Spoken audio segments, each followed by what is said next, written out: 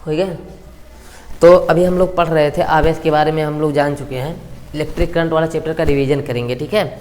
तो आप लोग ध्यान से देखिए, इलेक्ट्रिक करंट वाला जो चैप्टर है इसमें जितने भी कंसेप्ट हैं वो हम लोग बोर्ड के एग्जाम के पॉइंट ऑफ व्यू से इसको रिवीजन कर लेंगे। इसका उपयोग आप लोग जब न्यूमेरिकल सॉल्व करने जाएंगे तो उसमें आप लोगों को काफ़ी मदद मिलेगी ना। इसमें सभी फार्मूले को हम देखेंगे। देखो पहले इलेक्ट्रिक करंट आता है ना, तो इलेक्ट्रिक करंट का परिभाषा क्या होता है, ये होता है, इसका फार्मूला पहले जानेंगे तो I बराबर Q/T होता है। क्या होता है? I बराबर Q/T ना, मतलब एकांक समय में किसी चालक तार से आवेश प्रवाह की जो मात्रा होती है, आवेश की मात्रा होती है, वो क्या कहलाती है? विद्युत धारा। मतलब ऐसे कोई चालक तार है, चालक तार मतलब जिसमें धारा आसानी से बह सकती है ना, जिसमें मुक्त इलेक्ट्रॉन पाए जाते हैं। मुक्त इलेक्ट्रॉन ही विद्युत धारा के बहने में मदद करते हैं ना, मुक्त इलेक्ट्रॉन के द्वारा ही विद्युत धारा बहता है, ठीक है।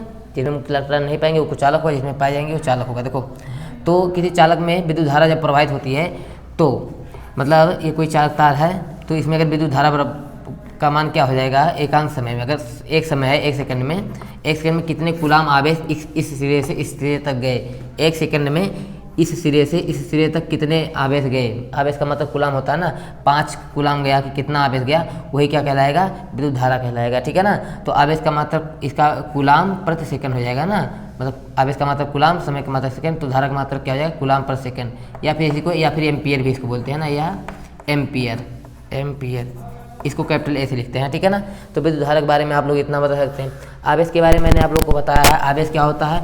किसी पदार्थ का वह गुण होता है जब किसी उस पदार्थ को किसी वैद्युत क्षेत्र में या चुंबकीय क्षेत्र में रखते हैं तो उसके ऊपर एक बल का अनुभव करता है ना, वो जो गुण होता है वो क्या कहलाता है? वैद्युत आवेश कहलाता है। और आवेश 2 प्रकार के होते हैं, धनावेश और ऋणावेश। जिस बॉडी से इलेक्ट्रॉन निकलेगा उस पर कैसा चला जाएगा, मतलब जिस पे इलेक्ट्रॉन निकलेगा तो वहाँ पे इलेक्ट्रॉन की कमी हो जाएगी, और जहाँ पे इलेक्ट्रॉन की कमी होती है वो कैसा हो जाता है? धनावेशित हो जाता है, ठीक है। और जिस वस्तु पे इलेक्ट्रॉन की रिक्ता होती है वो वस्तु कैसा हो जाता है? ऋणावेशित हो जाता है ना, ऋणात्मक आवेश पे आ जाता है। और आप लोग को ये भी पता हो जाना चाहिए कि आवेश के बारे में मैंने आप लोग को काफ़ी डिटेल में बताया है, बाकी आप लोग जाने रहो। आवेश के बारे में एक फार्मूला होता है Q बराबर NE ना, मतलब Q क्या है? किसी बॉडी पे आवेश जो होता है वो होता है, N क्या है? नंबर ऑफ इलेक्ट्रॉन, और E क्या है? इलेक्ट्रॉन पर आवेश। इलेक्ट्रॉन पर आवेश मतलब इलेक्ट्रॉन पर आवेश ऐसे लिखते हैं 1.6 × 10⁻⁻19 कूलाम। आवेश का मतलब कूलाम, तो कूलाम हो गया, मतलब एक इलेक्ट्रॉन जो सबसे छोटा आवेश होता है वो 1.6 × 10⁻⁻19 कूलाम होता है, ठीक है। ये फार्मूला याद रखिएगा। अच्छा देखो यहाँ पे 1 एम्पियर को परिभाषित करने के लिए बहुत बार पूछा है, तो 1 एम्पियर को परिभाषित कैसे करेंगे? तो देखो अगर यहाँ से एक एकांक समय में मतलब एक सेकंड में एक सिरे से दूसरे सिरे तक अगर 1 कूलाम आवेश प्रवाहित होता है, मतलब देखो ई सिरे से दूसरा सिरा, ई चालक तार का एक सिरा, ई सिरा दूसरा सिरा, एक सिरे से दूसरे सिरे तक एक सेकंड में 1 कूलाम आवेश प्रवाहित होता है, तो चालक तार में बहने वाली धारा का मान 1 एम्पियर होगा। मतलब 1 एम्पियर किसके बराबर हो जाएगा?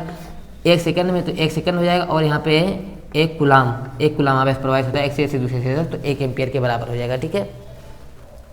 अब ध्यान दो आप लोग, तो यहाँ पे मैं बता रहा था Q बराबर NE, तो यहाँ से I बराबर एक चीज़ और भी हो सकता है, NE/T हो जाएगा ना। अरे Q बराबर NE हो जाएगा तो यहाँ पे Q की यहाँ पे ये रख देंगे तो NE/T हो जाएगा, तो एक फार्मूला ये भी हो जाएगा, ठीक है।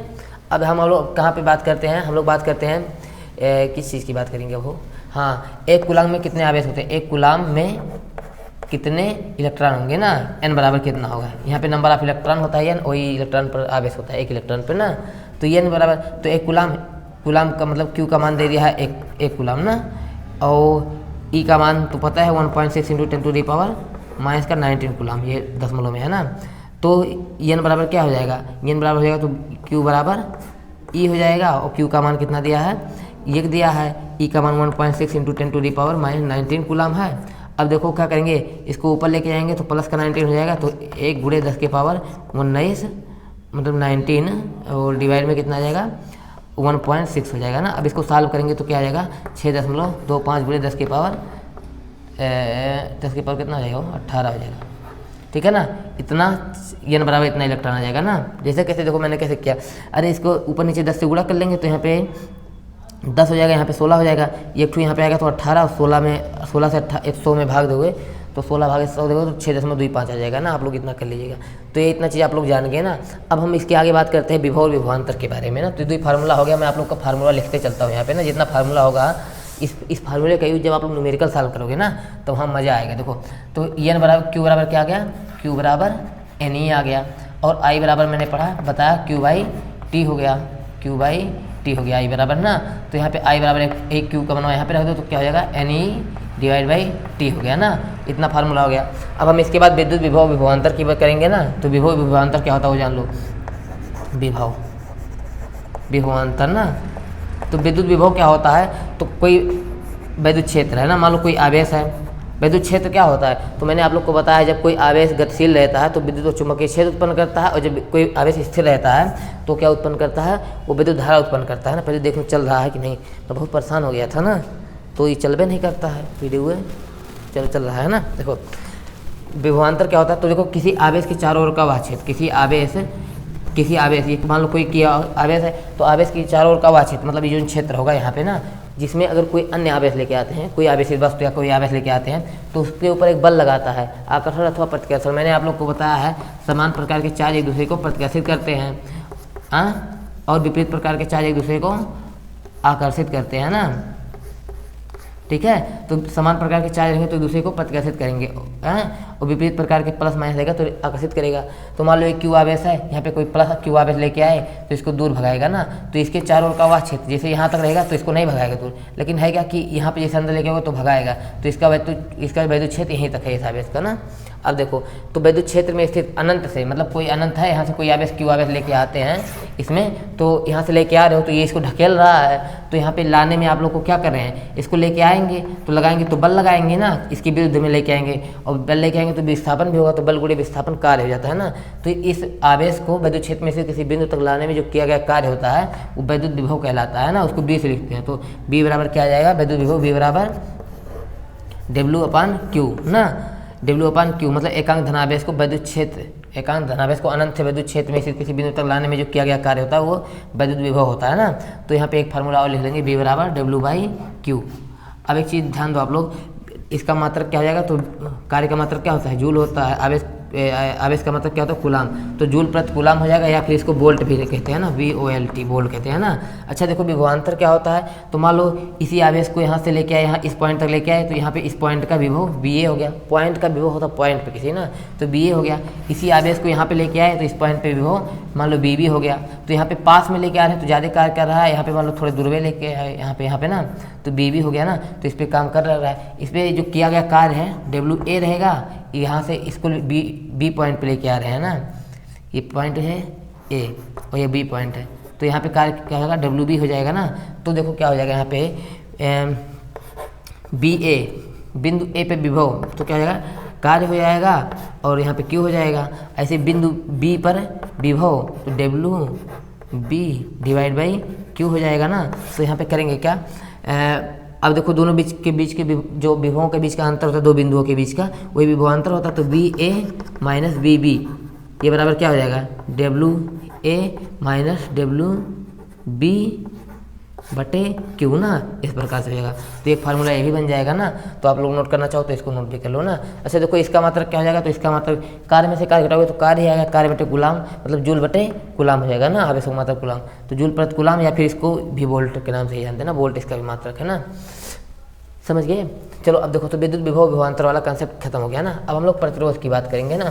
देखो प्रतिरोध की बात करते हैं, समझ में आ रहा है ना, नहीं समझ में आ रहा होगा तो बताइएगा, पहले देखने चल रहा है वीडियो कि नहीं, हाँ नहीं तो कुछ एक सेकंड हो, चल रहा है ना, अभी चल रहा है, इसका मतलब नहीं माइक भी तो पकड़ना चाहिए, माइक क्यों छोड़ देता है ना। देखो हाँ रेजिस्टेंस प्रतिरोध, कहाँ फंस रहा है, कहाँ फंस गया अभी भोसड़ी।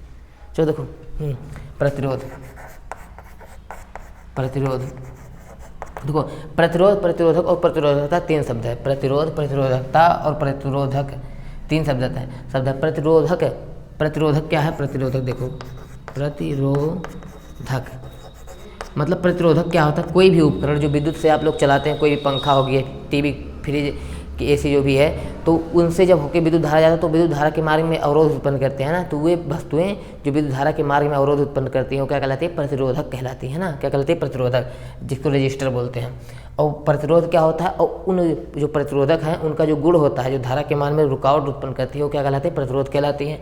और प्रतिरोधकता क्या होता है,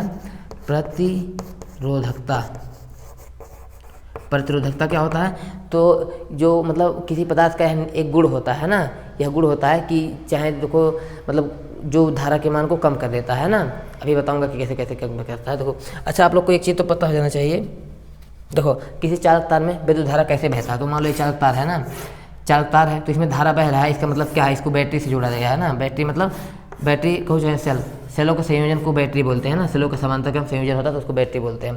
तो ये सेल हो गया, जाहिर सी बात है ये उसका उच्च विभव इसका निम्न विभव हो गया। तो इधर से इलेक्ट्रॉन निकलेगा, यहाँ पे जाहिर सी बात है चालक तार है तो इसमें फ्री इलेक्ट्रॉन होते हैं। फ्री इलेक्ट्रॉन क्या होते हैं, कोई भी चालक तार है तो उसके बाह्यतम कोश के इलेक्ट्रॉन जो रहते हैं नाभिक के द्वारा कम बल से जुड़े होते हैं, बधे हुए होते हैं, तो एक आध इलेक्ट्रॉन इधर उधर घूमने लगते हैं, वही इलेक्ट्रॉन फ्री इलेक्ट्रॉन कहलाते हैं। कोई भी चालक तार तभी वो चालक होगा जब उसमें फ्री इलेक्ट्रॉन पाए जाते हैं ना, तभी विद्युत का प्रवाह होगा। अब देखो यहाँ पे इलेक्ट्रॉन है, इधर से क्या जाएगा, इलेक्ट्रॉन जाएगा, यहाँ पे इलेक्ट्रॉन गया। मैंने बताया कि समान प्रकार के चार्ज एक दूसरे को प्रतिकर्षित करते हैं। इलेक्ट्रॉन इलेक्ट्रॉन ऋणात्मक चार्ज रहेगा, दोनों एक दूसरे को प्रतिकर्षित कर देंगे ना। जैसे आप लोग पढ़े होंगे कि कोई भी परमाणु जो होता है उदासीन गोला ना, परमाणु उदासीन क्यों होता है, क्योंकि उसमें उतने प्रोटॉन उतने इलेक्ट्रॉन होते हैं। तो जितने प्रोटॉन उतने इलेक्ट्रॉन, दोनों पे चार्ज उतने होता है ना। इलेक्ट्रॉन पर माइनस का 1.6 इंटू 10⁻⁹ कूलम होता है, जबकि प्रोटॉन पर प्लस का क्या होता है 1.6 इंटू 10⁻⁹ कूलम होता है ना। तो इस प्रकार से तो ये चीज़ हो जाता है। तो अब बात कर रहा था मैं, इसी वजह से दोनों एक दूसरे को प्रभाव को नष्ट कर देते, तो परमाणु जो होता है उदासीन हो जाता है। अब देखो मैं यहाँ बताता, इलेक्ट्रॉन इसको भगाएगा तो ये इधर आ जाएगा, रिपल करेगी ना, कि जब भाग यहाँ से भाग तो भगा देगी ना। अब देखो इसको भगाएगी तो ये यहाँ पे पॉजिटिव चार्ज है तो इसको खींच लेगा कि आ जाओ बुलाया लेगा ना, इलेक्ट्रॉनों को बुलाए लेगी कहीं क्या हो, तो यहाँ पे चला गया इलेक्ट्रॉन। तो और बताया गया है कि जो धारा होता है इलेक्ट्रॉन की विपरीत दिशा में बहता है तो धारा की दिशा इधर हो जाएगा ना, इधर से इधर चलेगा। इलेक्ट्रॉन तो इधर चलेगा लेकिन धारा इसकी उधर की चलेगा ना, धन सिरे से ऋण सिरे की हो जाएगा, तो यहाँ पे इधर चलाएगा ना। तो इस प्रकार से होता है ना। फ्री इलेक्ट्रॉन जो होते हैं पहले से गति करते रहते हैं, लेकिन ये विभव जो होता है ना एक निश्चित दिशा में उनको भगाता है ना, एक निश्चित इलेक्ट्रॉन को प्रवाह कर मतलब एक निश्चित दिशा में ढकेलता है, इसी वजह से वो धारा कहलाता है ना।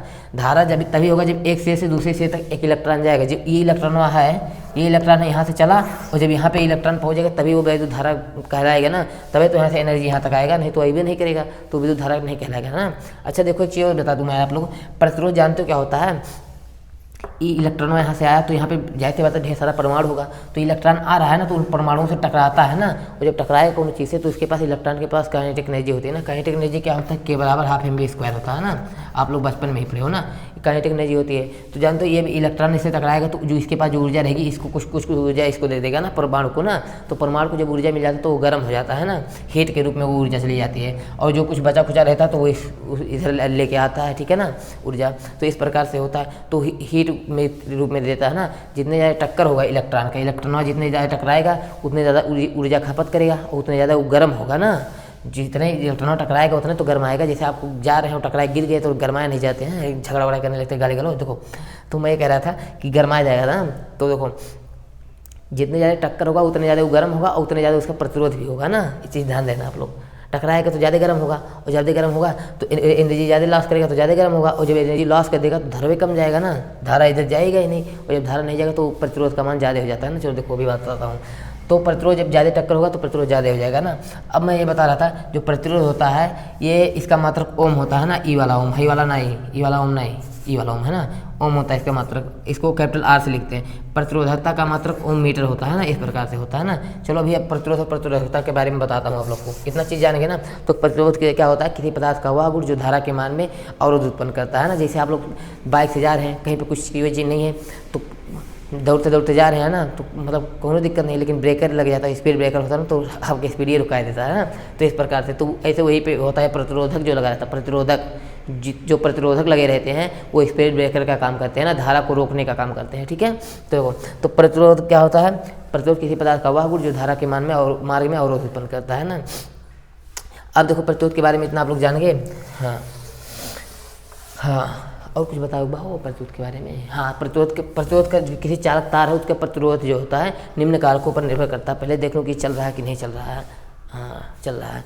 किसी चालक तार का प्रतिरोध निम्न कारकों पर निर्भर करता है। मैं किया बस पकड़े रहे नहीं तो पता लगे। देखो तो कोई चालक तार है उसका प्रतिरोध निम्न कारकों पर निर्भर करेगा। किस किस पे, तो चालक तार की लंबाई, चालक तार की लंबाई। अच्छा देखो मैं एक बात बताऊँ, एक छोटा तार है, ये छोटा तार है ना, छोटा तार है। अब देखो छोटा तार है तो टकराएगा एक बार, दो बार, तीन बार, चार बार, पांचवें बार में निकल जाएगा ना। इलेक्ट्रॉन वहाँ है टकराया तो 1 2 3 4 5वें बार में निकल गया ना। लेकिन इसमें क्या है, यहाँ निकला 1 बार 2 बार 3 बार 4 बार 6 बार 7 बार 9 बार, यहाँ पे आया तब निकला, मतलब ढेर कुल टक्कर, और जितने ज़्यादा टक्कर होगा उसका प्रतिरोध उतने ज़्यादा ना। तो प्रतिरोध जो होगा टक्कर पे ज़्यादा डिपेंड करेगा, और लंबा ज़्यादा है तो लंबाइयों पे जितने लंबा रहेगा उतने ज़्यादा टकराएगा। तो प्रतिरोध जो होता है आर वो समानुपाती होता है लंबाई के ना, चार तार की लंबाई के। समझ गए ना इतना चीज़। अब देखो क्रॉस सेक्शनल एरिया, मतलब जो तार होता है, जैसे देखो ये है चाक है ना, तो इसका जो कटा हुआ क्षेत्रफल रहता है इसको क्रॉस सेक्शनल एरिया बोलते हैं ना, जो कि वृत्ताकार होता है। और वृत्त का क्षेत्रफल क्या होता है, A बराबर पाई आर स्क्वायर होता है ना। देखो तो इस पे भी निर्भर करता है, मतलब तार मोटा है कि पतला है ना। तो जाहिर सी बात है मोटा रहेगा तो उसमें इलेक्ट्रॉन के लिए जाने के लिए जगह ज़्यादा रहेगी, आराम से जाएंगे ना बिना टकराए हुए। तो मोटा तार रहेगा तो इलेक्ट्रॉन बिना टकराए हुए चला जाएगा, जब टकराए नहीं होगा तो पूरा ऊर्जा लेके जाएगा, तो धारा का मान बढ़ जाएगा ना। तो मोटा तार रहेगा तो प्रतिरोध का मान कम हो जाएगा, मतलब ए का मान बढ़ेगा, ए का मान बढ़ेगा तो आर का मान कम हो जाएगा ना। तो इस प्रकार से तो इसकी व्युत्क्रमानुपाती, जब एक चीज़ बढ़े एक चीज़ घटे तो उसको व्युत्क्रमानुपाती बोलते हैं ना। तो इसको समीकरण 1 मान लेंगे, और आर जो है ये हो जाएगा 1/a के ना, क्योंकि क्षेत्रफल बढ़ाएंगे क्रॉस सेक्शनल एरिया का तो प्रतिरोध का मान कम हो जाएगा। समीकरण 1 और 2 से क्या करेंगे, आर जो होगा समानुपाती हो जाएगा L/a के हो जाएगा। समानुपाती नियतांक हटाएंगे तो आर बराबर क्या हो जाएगा, रो L/a। है रो वाला रो नहीं है ना, ये रो होता है कि मतलब कोई पदार्थ जो होता है वही प्रतिरोधकता है, हो जो प्रतिरोधकता हो किसी चालक तार का, मतलब एक निश्चित गुण होता है, कोई धातु रहेगा उसका निश्चित गुण होता है ना प्रतिरोधकता। जिसका ज़्यादा रहेगा प्रतिरोधकता उसका प्रतिरोध हो ज़्यादा रहेगा, कहीं समानुपाती है, और जिसका प्रतिरोधकता कम रहेगा उसका प्रतिरोध हो कम होगा। जैसे आप लोग जानते हैं कि, चलो छोड़ो बताऊँगा बाद में। तो ये हो गया। अब प्रतिरोधकता जो होगा, ये प्रतिरोध जो हो गया चालक तार पे इस तरह से निर्भर करता है ना। प्रतिरोधकता, इसको रो को प्रतिरोधकता बोलते हैं ना, प्रतिरोधकता, प्रतिरोधकता। रुक जाओ, अब दाई बाहर बता रहा हूँ ना, रुक 2 मिनट रुक जाओ 2 मिनट, ठीक है 2 मिनट जाने रुक जाओ। देखिए चलो बाकी नहीं, यहीं पे खड़े रहो, देखा करो, वीडियो जब बंद हो जाए तो बता दो, ठीक है। देखो तो यहाँ पे क्या है, अब रो बराबर, वीडियो जब बंद हो जाए तो बता दो रो बराबर क्या हो जाए। अब देखो ए है, अब समोसा खेत तो है चाहिए रुपये में, ए को इधर ले आएंगे, एल को इधर ले आएंगे, चकवा मांगे तब ना ही दे, लेकिन देखो रो बराबर क्या हो जाएगा, ये इधर बटे में है तो गुणा में आ जाएगा, तो R into A upon L हो जाएगा ना। अच्छा देखो आर का मात्रक ओम, क्षेत्रफल का मात्रक मीटर स्क्वायर, और लंबाई का मात्रक मीटर, तो मीटर से मीटर स्क्वायर कट गया तो इसका मात्रक क्या गया, ओम इंटू मीटर। तो प्रतिरोधकता जो होता है उसका मात्रक ओम मीटर होता है, और प्रतिरोध का मान मात्रक ओम होता है ना। ये हरियाणा हो तब दिखाई तो इस प्रकार से होता है ना। अब देखो ताप पे भी निर्भर करता है। जैसे देखो आप लोग जानते हो इलेक्ट्रॉन है तो बाहर से जैसे कोई भी आदमी है तो उसको जब हीट दोगे तो उस गति करने लगता है ना, उसकी काइनेटिक एनर्जी बढ़ जाती है। तो गर्मी जब रहेगा तो इलेक्ट्रॉन है तो इसकी काइनेटिक एनर्जी बढ़ जाएगी, तो इलेक्ट्रॉन झूठों में इधर उधर कूदने लगेगा ना। जो फ्री इलेक्ट्रॉन रहेंगे वो बिल्कुल भी कूदने लगेंगे ना। और जब ज़्यादा गति करते हैं तो ढेर सारा टकराते हैं ना, और जब ज़्यादा टकराते हैं तो ज़्यादा हीट प्रोड्यूस करते हैं और प्रतिरोध का मान भी बढ़ जाता है। जब ज़्यादा टक्कर होगा तो ज़्यादा प्रतिरोध होगा और ज़्यादा उष्मा भी निकलती है ना। तो गर्मी के दिनों में जो ये फैन वगैरह ये सब रहते हैं वो भी ज़्यादा गर्म हो जाते हैं ना, इस प्रकार से हो जाता है। तो उष्मा जितनी ज़्यादा रहेगी तो ठंडी रहता है, तो ठंडी में इलेक्ट्रॉनों अपन दबा के बैठे रहते हैं तो उतना गर्मा मतलब कूदते नहीं है ना। इसी वजह से ठंडी में प्रतिरोध का मान कम होता है और गर्मी में मतलब गर्म जगह पे प्रतिरोध का मान ज़्यादा होता है ना। तो प्रतिरोध की निर्भरता इतना चीज़ हो गया ना। अब हम लोग बात करेंगे प्रतिरोधकता, चालकता के व्युत्क्रम को भी प्रतिरोधकता कहते हैं। अब आप लोग को बस इतना बताना था। अब प्रतिरोधों का संयोजन एक चीज़ होता है, लेकिन इसके पहले हम ओम का नियम देखेंगे ना। एक सेकंड,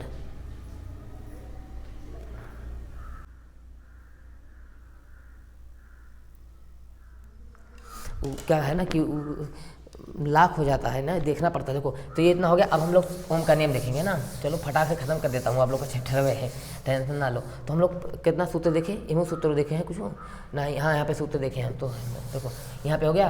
तो क्या हमने देखा, आर जो होता है आर इक्वल टू रो एल अपान ए होता है ना, ये भी एक फार्मूला हो गया। अब ओम का नियम देखेंगे। ओम का नियम क्या है, ओम का नियम ये मोस्ट इंपॉर्टेंट है बोर्ड एग्जाम की दृष्टि से ना, बहुत बार पूछ लेता है। तो ओम का नियम क्या है, अगर ओम ना बताया होता तो मैं ही साइंटिस्ट उनकी जगह बन गया होता। देखो ओम ने क्या बताया, अच्छा देखो मैं आप लोग बताऊँ, एक छोटा सा बल्ब बैटरी ले लो और बल्ब ले लो, तो छोटका बैटरी रहेगा तो उसको मतलब जो बैटरी रहेगा, सेल रहेगा, वो बहुत धीमे जलाएगा उस बल्ब को ना, और उससे बड़ा बैटरी लोगे तो और तेज़ जलाएगा, और बड़ा लोगे तो और तेज़ जलाएगा। इस चीज़ जानेंगे ना, मतलब बैटरी जो होता है वो वोल्टेज होता है ना, तो जितने ज़्यादा बैटरी का मान बढ़ाओगे उतने ज़्यादा तो धारा बहेगा। लेकिन इसी को इन्होंने बताया, ओम ने, इन्होंने बताया कि अगर कोई चालक तार है, ये चालक तार है ना, चालक तार है, इसकी लंबाई, मतलब इसकी लंबाई यल है ना, तो लंबाई में कोनो परिवर्तन नहीं करना है, इतना बड़ा है तो इतने बड़ा रहा है, ठीक है। और इसकी मोटाई में भी कोनो परिवर्तन नहीं, पतला रहेगा तो प्रतिरोधक उसका ज़्यादा हो जाएगा, और मोटा रहेगा तो प्रतिरोधक कम हो जाएगा। तो इसका इतना लंबाई में ना चौड़ाई में, मतलब जो क्रॉस सेक्शनल एरिया उसमें ना परिवर्तन के, और ना ही उसके ताप में। अगर गर्मी में रखोगे तो प्रतिरोधक ज़्यादा हो जाएगा, ठंडे में रखोगे कम हो जाएगा, तो उसमें भी परिवर्तन नहीं करना है। तब जो इस चालक तार के जो सिरों पर लगाया गया विभवांतर होता है बी, जो बी विभवांतर लगा है, ये बी जो होगा उसमें प्रवाहित, चालक में प्रवाहित धारा आई के अनुक्रमानुपाती होता है। मतलब जितने ज़्यादा बी वोल्टेज का मान रहेगा उतने ज़्यादा धारा बहेगा ना, ये इन्होंने कहा ओम ने। तो क्या हो जाएगा, बी समानुपाती हो जाएगा आई के ना, समानुपाती नियतांक घटाएंगे तो क्या हो जाएगा, बी बराबर आई आर हो जाएगा ना। आर आई लिखो चाहे आई आर लिखो, ज़्यादा प्रसिद्ध है यही ना आई आर। तो बी बराबर क्या आ जाएगा, बी बराबर आई आर आ गया ना। अब इसको आप लोग और थोड़ा मॉडिफाई कर लोगे, आर बराबर निकालो या कोई भी चीज़ कर लो ना। चलो देखो, ये ओम का नियम हो गया। ओम का नियम के बारे में एक चीज़ होता है, सत्यापन पूछता है तो इसका एक ग्राफ जो बनता है सीधे बनता है ना, स्ट्रेट लाइन बनता है, और स्ट्रेट लाइन ये बताता है कि एक चीज़ बढ़ रहा है तो दूसरा चीज़ भी बढ़ेगा, ठीक है ना, उसी रेशियो में। तो देखो ये स्ट्रेट लाइन में ऐसे भी हो सकता है, ऐसे भी हो सकता है, ऐसे भी हो सकता है ना, कहने मतलब ये है ये स्ट्रेट लाइन में ही रहेगा, ठीक है, बस इतना जाने रहो। तो ओम के नियम ये हो गया। अब देखो प्रतिरोध जो हो गया, प्रतिरोधों का संयोजन देखेंगे ना। जैसे देखो क्या है, प्रतिरोध बेकार नहीं है, प्रतिरोध अच्छा भी है ना। जैसे प्रतिरोध क्या है, अभी देखो मैं देख लूँ चल रहा है कि नहीं ना, पिछली बार वीडियो बंद हो गया था, देखो अच्छा 10% से कम आ गया ना। देखो तो प्रतिरोधों का संयोजन जो है, कोनो मेरे पास खूब बड़ा का जनरेटर है तो उससे मुझे हवा वाला भाई छोटका वाला जलाना है तो कैसे जलेगा, तो ढेर कुल प्रतिरोध लगा देंगे तो प्रतिरोध क्या करेगा, धारक मान कम कर देगा तो उजल जाएगा आराम से ना। इस प्रकार से होता है। तो प्रतिरोधों का संयोजन दो प्रकार से होता है, समांतर